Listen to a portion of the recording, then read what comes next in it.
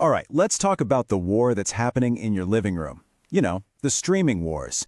It's this huge battle between massive companies, and understanding the tech behind it all is the absolute key to figuring out why you're paying what you're paying for TV. So, have you ever asked yourself this? You're paying for super fast internet, everything's supposed to be state-of-the-art, but then your Netflix starts buffering right at the best part of a movie. Meanwhile, that clunky old cable box that's been around forever, it never, ever did that. Well, there's a really good reason for it. See, the thing is, you're not just picking between different brands like Netflix or your local cable company.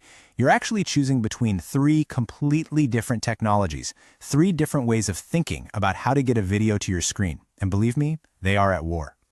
To really get our heads around this, let's imagine that delivering a TV show is like driving on a highway system. How that show gets from the studio to you depends entirely on which road it takes.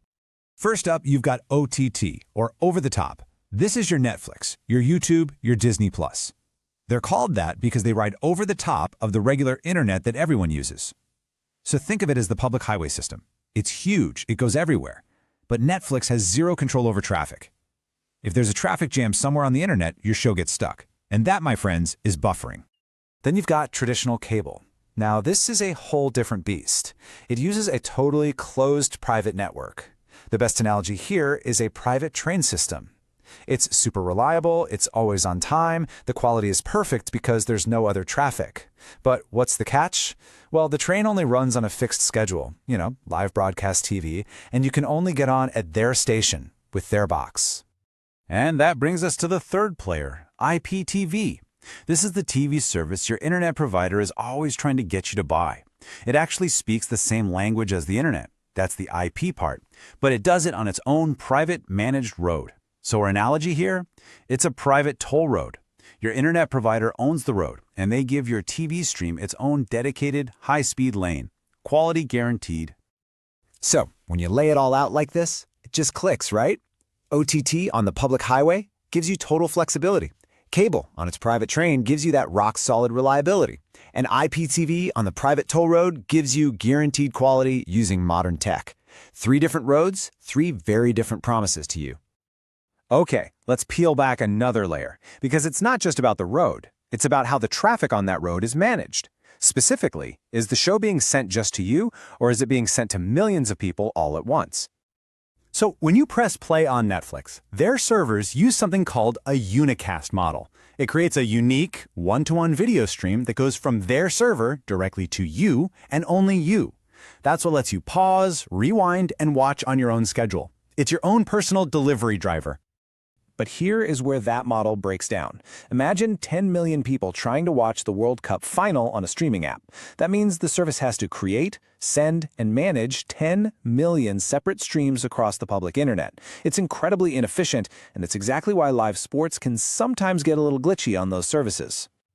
IPTV, on the other hand, does something way smarter for live TV. It uses a model called multicast. Instead of sending out millions of individual streams, it sends out just one single, perfect, high-quality stream into its private network. That's right, just one. From there, the network itself is smart enough to just copy that perfect stream to every single person who's tuned in. It is ridiculously efficient, and it is the secret weapon for delivering a flawless live event. It's a massive technical advantage. So, all of this brings us to the central conflict. The big decision that has really shaped the last decade of television. It's a simple but really powerful trade-off that every company and every single one of us has had to make. The battle really came down to this. OTT's big win was offering ultimate flexibility, the absolute freedom to watch anything, anywhere, on any device you own. Cable and IPTV's big win was guaranteed perfect buffer-free quality.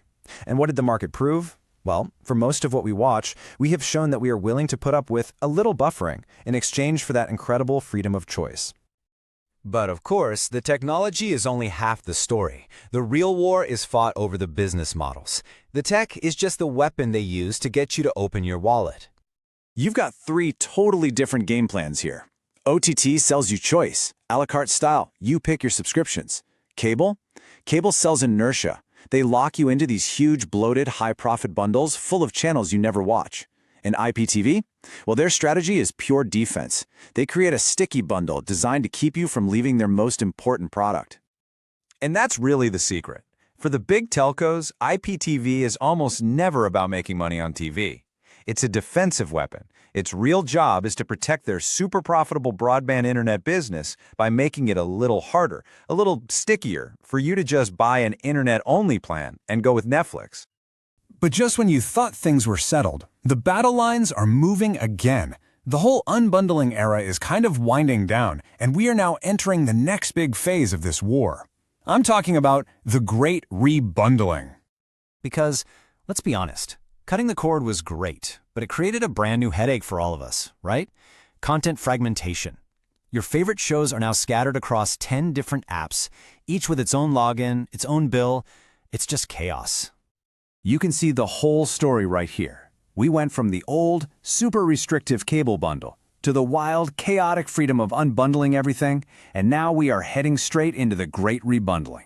It's a race to see who can become the new, simple, central hub that brings all your streaming apps back together. So what this means is the fight isn't really about who has the best network or the fastest pipe into your house anymore. The new war is all about aggregation and discovery. Who can build the best dashboard, the best interface to help you find something to watch in this endless ocean of content? It's been a pretty wild ride to get here. You know, the first war was all technical. It was about controlling the signal. The second war was creative. It was about owning the best shows. But this final war, this one is about owning your experience. It's about owning your attention. And that really leaves us with this final thought. When you can watch literally anything, anytime, the content itself starts to become a little less valuable than the system that helps you find it. In a world of infinite choice, the most valuable thing, the real prize, isn't content anymore, it's curation.